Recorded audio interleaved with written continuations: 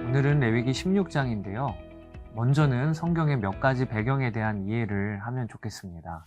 레위기 16장은 대속제일에 대한 규례가 나오는데 아마 여러분 중에 대속제일, 히브리어로는 욤키푸르라는 말을 처음 듣는 분도 계실 겁니다. 이 대속제일은 이스라엘 종교력으로 매해 일곱째 달 10일에 열립니다. 여기서 성경의 달력 구분에 대해서 잠시 알아보시죠.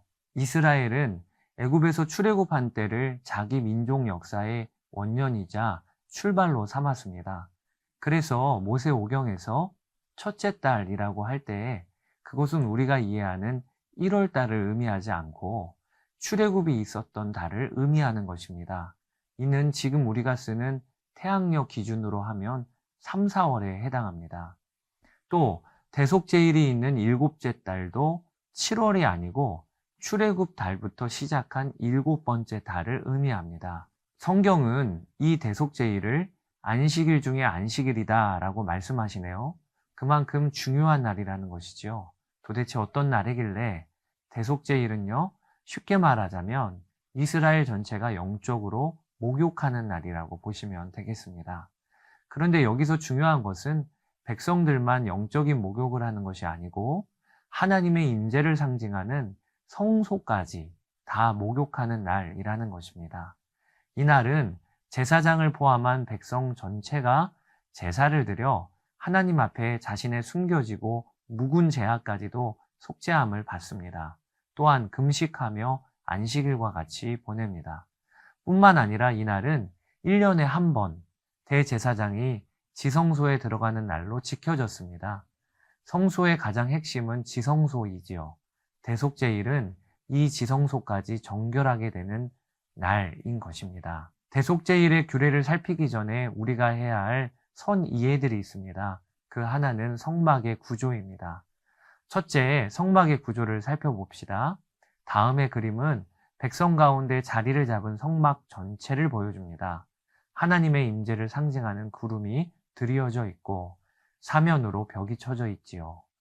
성막 전체는 약 380평 정도가 됩니다. 그리고 성막들을 살펴봅시다. 동쪽으로 문이 나 있고 제일 처음 번제단이 보이시죠? 그리고 그 다음에 물두멍이 있습니다. 그리고 바로 성막이 세워져 있네요. 이 성막은 약 23평 정도의 규모인데 그 막을 치고 들어가면 일단은 1차 방이 나옵니다. 우리는 이것을 성소라고 부릅니다. 성소는 제사장이 하루에도 아침 저녁으로 들어가 분향단의 불을 살피고 촛대의 불이 꺼지지 않도록 했습니다. 성소에 들어오는 문도 천으로 가리었듯이 또 하나의 천으로 된 막이 성소와 지성소를 가르고 있습니다. 이것을 휘장이라고 하는데 이 휘장을 걷고 들어가면 2차 방이 나옵니다. 이것을 우리는 지성소, 지극히 거룩한 성소라고 부릅니다. 그 지성소 안에는 한 가지 성물이 들어가 있습니다. 그것이 바로 법궤, 언약궤, 증거궤라고 동일하게 불리는데 법궤가 있는 것입니다. 법궤는 모세가 받은 십계명 돌판이 들어있는 상자라고 보시면 됩니다. 그 상자를 어깨에 멜 수 있도록 고리와 봉으로 연결시켜 놓은 것입니다. 그리고 이 법궤 위에 법궤를 덮는 덮개를 만들었는데 그 덮개는 두 스랍, 하나님의 보좌 옆을 지키며 찬송하는 천사를 스랍이라고 하는데 이 두 스랍이 서로의 날개를 앞으로 향해 법궤를 덮도록 만들었습니다. 성경은 덮개를 가리켜 속죄소라고도 부릅니다. 속죄소는 속죄하는 자리라는 뜻이고 영어로는 atonement cover라고 합니다. 속죄하는 덮개라는 뜻이죠. 바로 여기 속죄소에서 하나님은 모세와 대화를 하셨고 아론도 이 속죄소 위와 앞에 대속제일 제물의 피를 뿌렸던 것입니다. 이 속죄소를 어떤 성경에서는 시은좌, 은혜가 베풀어지는 자리라고도 번역을 하고 있습니다. 여기까지 설명한 것을 잘 따라오셨으면 이제 레위기 16장 2절이 이해가 되실 겁니다. 여호와께서 모세에게 이르시되 내 형 아론에게 이르라. 성소에 휘장한 법궤 위 속죄소 앞에 아무 때나 들어오지 말라. 그리하여 죽지 않도록 하라. 이는 내가 구름 가운데에서 속죄소 위에 나타남이니라. 여러분 머릿속에 그려지시지요? 그래야 성경 읽는 재미가 더해집니다. 배경 이해가 너무 길지요? 그래도 하나하나가 참 중요하니까 마지막 배경 이해까지 다루어 보겠습니다. 대속죄일을 이해하기 위한 세 번째 이해는요, 레위기 16장의 위치를 우리가 이해하는 것입니다. 대속죄일을 다루고 있는 레위기 16장은 레위기 전체의 중간 부분에 있다고 볼 수 있습니다. 이것은 대속죄일이 레위기의 핵심 부분이라고 말할 수 있는 근거가 되기도 합니다. 더욱이 대속죄일을 다루는 레위기 16장은요, 그 위치가 성결법 중간에 있다는 것을 여러분과 함께 나누고 싶습니다. 하나님과 삶에서 거룩하게 동행하는 법이 성결법이라고 했는데 그 성결법이 레위기 11장부터 22장까지 이어집니다. 그 사이에 대속죄일 규례가 있는 것입니다. 여러분 이것은 무엇을 말하는 것일까요? 저는 이 구조에 담긴 하나님의 마음이 있으시다 싶습니다. 우리가 예배를 통해 하나님께 나아가고 그리고는 삶에서는 일상의 예배로 하나님과 동행합니다. 이 땅에 살면서 하나님 닮은 거룩한 백성, 구별된 백성으로 서기 위해 오늘도 노력하며 갈망합니다. 그런데 그런 우리의 소망과는 다르게 실제 우리의 삶은 거룩함에 대한 갈망은 있지만 너무 쉽게 무너지지 않나요? 하나님의 백성으로 구별되어야지 하면서도 어느새 세상 사람들과 다를 바 없는 나 자신을 볼 때가 있지 않으신가요? 그럴 때마다 우리는 절망하고 좌절하지요. 아마 이스라엘 백성들도 그러했을 것입니다. 레위기 11장에서 22장까지 성결법을 지키며 하나님의 백성으로 구별되어 살아가면서도 문득 뒤돌아보면 나도 모르게 하나하나 율법을 어겼던 자신을 보게 될 것이지요. 그때 그들은 우리들처럼 절망했겠지요. 나는 안 되나 봐. 여러분 바로 그때 하나님이 성결법 중간에 담아두신 대속죄일이 선포되었다는 것입니다. 너희들의 모든 죄가 사함을 받는 날이 왔다라는 것이죠.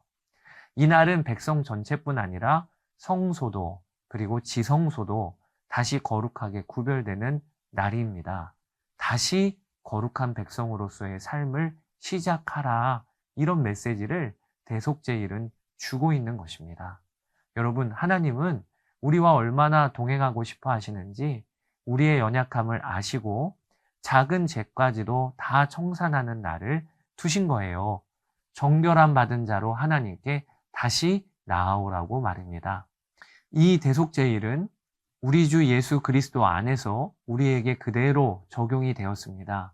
예수님이 완전하고 영원한 대제사장이 되셔서 하나님의 지성소로까지 나아가 그의 피로 우리 죄를 아주 속죄하셨습니다. 그래서 우리는 1년에 한 번 대속죄일을 기다릴 것이 아니라 언제든지 대속죄일 자체이신 예수 그리스도께 나아갈 수 있게 되었습니다. 성소와 지성소를 가르던 휘장은 위에서부터 아래로 찢어져 버렸습니다. 이제 우리가 예수 그리스도께 나아가면 그분은 다시 한번 정결한 삶을 시작하는 나의 발걸음이 되어주십니다. 또한 이 대속죄일은 다시 오실 예수 그리스도의 날을 상징하기도 합니다. 모든 죄가 청산이 되는 날, 모든 죄가 끝나는 날, 결산을 하는 날. 그래서 대속죄일이 있는 달인 일곱째 달 첫날은 나팔을 불며 시작을 합니다. 이것을 나팔절이라고도 하지요. 예수님이 이 땅에 오실 때도 고린도전서 15장에 보면 나팔 소리가 날 것입니다. 그날은 모든 죄가 종식이 되는 날이 될 것입니다. 영적으로 보면 우리도 이스라엘 백성과 마찬가지로 대속죄일을 기다리는 하나님의 백성들인 것입니다. 자, 이제 배경 이해는 마무리하고 16장 내용을 살펴보시지요. 지성소로 들어가기 위해 먼저 대제사장 아론은 세마포 속옷만 입어야 했습니다. 하나님의 위엄 앞에서 그가 갖추었던 화려한 대제사장의 옷은 벗겨졌습니다. 그는 자신과 가족의 죄를 속죄하기 위하여 수송아지를 잡습니다. 그리고는 분향단에서 불을 취하고 그 위에 향을 피워 지성소 안을 향으로 가득 채웁니다. 이렇게 함으로 그가 증거계 위에 속죄소를 보지 못하게 한 것입니다. 그리고는 그가 잡은 수송아지의 피를 들고 비로소 지성소 안으로 들어갑니다. 그리고는 그 피를 속죄소 동쪽과 속죄소 앞에 뿌립니다. 자, 이제는 또 뒷걸음질로 나옵니다. 그리고는 백성의 속죄제를 위한 염소 한 마리를 잡은 후에 그 피를 가지고 다시 휘장 안으로 들어갑니다. 여러분, 이때 성소 안에는 어떤 제사장도 못 들어옵니다. 그렇게 휘장 안으로 들어가 염소의 피를 다시 한번 속죄소 위와 속죄소 앞에 뿌린 후 다시 뒷걸음질로 나옵니다. 그리고는 분향단과 번제단 뿔에 그 피를 바릅니다. 그 다음에 절차가 이제 특이합니다. 아까 백성의 속죄제 제물로 염소 2마리를 준비해 놨다고 했죠. 한 마리는 속죄 예물로 잡아 죽였습니다. 그리고 나머지 한 마리는요, 이것이 특이한 것인데 그 나머지 한 마리는 산채로 광야로 보내지게 됩니다. 먼저 대제사장 아론은 살아있는 염소의 머리에 안수합니다. 그리고는 이스라엘 백성의 모든 죄와 불의를 하나님께 고백합니다. 회개하는 것이지요. 이렇게 백성의 죄가 전가되면 이제 그 염소는 산채로 광야로 보내지게 되는데 이 염소를 아사셀 염소라고 불렀습니다. 이 아사셀이라는 말은 학자들마다 의견이 다르고 그 뜻이 분명하지 않습니다. 다만 광야로 보내지는 염소라고 해석하는 것이 가장 적당할 것 같습니다. 우리는 여기서 아사셀 염소가 되신 예수 그리스도를 봅니다. 그분은 우리의 죄를 지시고 성문 밖으로 나가 매어 달리셨습니다. 하나님은 이렇게 2 염소를 준비시키시고 하나는 죽음으로, 하나는 진영 밖으로 추방당함으로 우리의 죄의 문제가 해결되었음을 거듭 선포하신 것입니다. 이렇게 아사셀 염소를 놓은 후에는 아론은 옷을 갈아입습니다. 그리고는 자신과 백성의 번제를 드립니다. 순양 2마리가 드려지고 이때 속죄제물의 기름도 함께 드려집니다. 그리고 속죄제물의 나머지는 전부가 다 진영 밖으로 나가 태워집니다. 이것은 제사장과 백성의 속죄제 규례와 같지요. 이렇게 하여 대속죄일 규례가 마쳐집니다. 이날은 이스라엘 백성들은 스스로를 괴롭게 해야 합니다. 이것은 금식하는 것이라고 볼 수 있습니다. 백성들뿐 아니라 그들 중에 거류하는 모든 사람들도 이 대속죄일을 지켜야 했습니다. 사랑하는 여러분, 여기서 우리는 하나 더 짚고 넘어가야 합니다. 이 대속죄일을 디자인하시고 시행하시는 분은 누구시지요? 30절에 이날에 너희를 위하여 속죄하여 너희를 정결하게 하리니 너희의 모든 죄에서 너희가 여호와 앞에 정결하리라. 바로 하나님이십니다. 30절에 담긴 하나님의 열심과 주도성이 읽혀지십니까? 백성들은 이 30절 말씀에 그저 아멘하면 되는 것이었고 이것은 우리에게도 그대로 이루어진 말씀입니다. 이날에 이것은 이스라엘 백성들에겐 대속죄일이지만 우리에겐 예수 그리스도가 달리신 날입니다. 또한 예수 그리스도가 우리의 왕이 되신 날입니다. 하나님이 우리에게도 대속죄일을 베푸셨습니다. 예수 그리스도가 십자가에 달리심으로 우리에게도 레위기 16장 30절 말씀이 그대로 이루어졌습니다. 이 은혜로 오늘 하루를 살아가시기를 바랍니다. 이제 레위기 17장에서 뵙겠습니다. 제 16장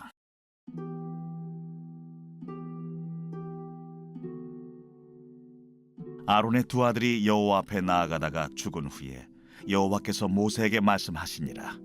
여호와께서 모세에게 이르시되 내 형 아론에게 이르라. 성소의 휘장 안 법궤 위 속죄소 앞에 아무 때나 들어오지 말라. 그리하여 죽지 않도록 하라. 이는 내가 구름 가운데서 속죄소 위에 나타남이니라.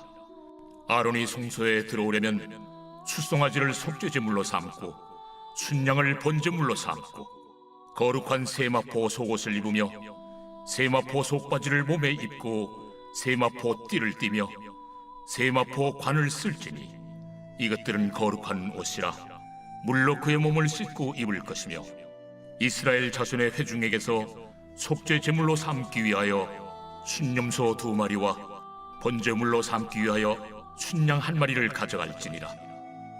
아론은 자기를 위한 속죄제의 수송아지를 들이되 자기와 집안을 위하여 속죄하고 또 그 2 염소를 가지고 회막문 여호와 앞에 두고 2 염소를 위하여 제비 뽑되 한 제비는 여호와를 위하고 한 제비는 아사셀을 위하여 할지며 아론은 여호와를 위하여 제비 뽑은 염소를 속죄제로 드리고 아사셀을 위하여 제비 뽑은 염소는 산채로 여호와 앞에 두었다가 그것으로 속죄하고 아사셀을 위하여 광야로 보낼지니라.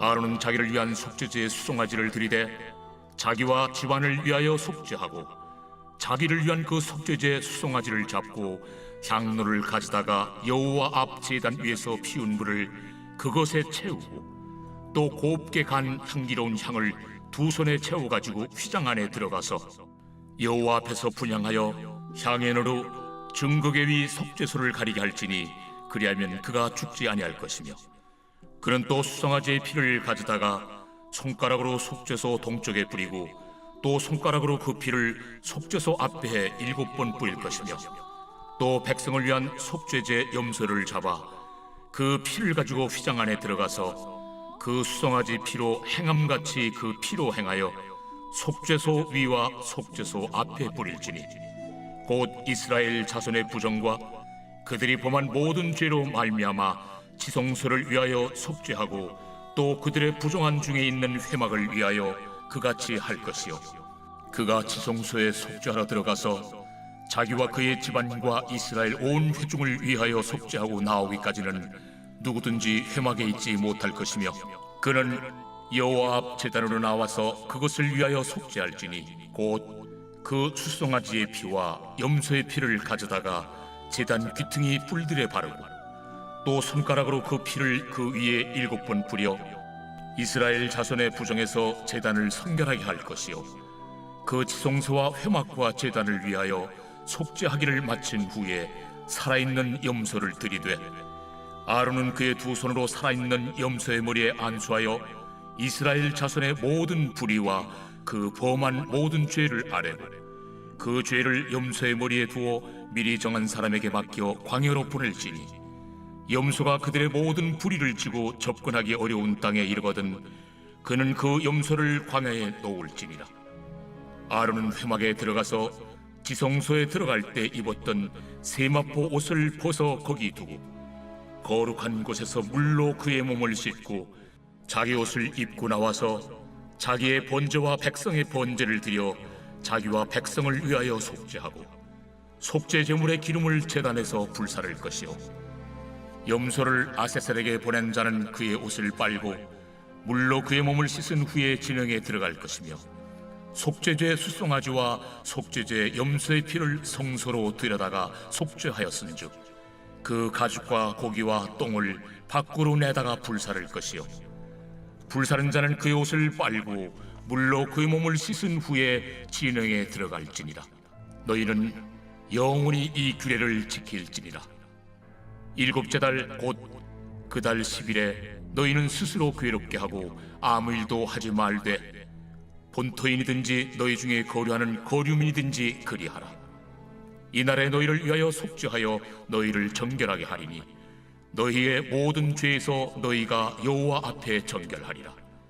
이는 너희에게 안식일 중에 안식일인즉 너희는 스스로 괴롭게 할지니 영원히 지킬 규례라.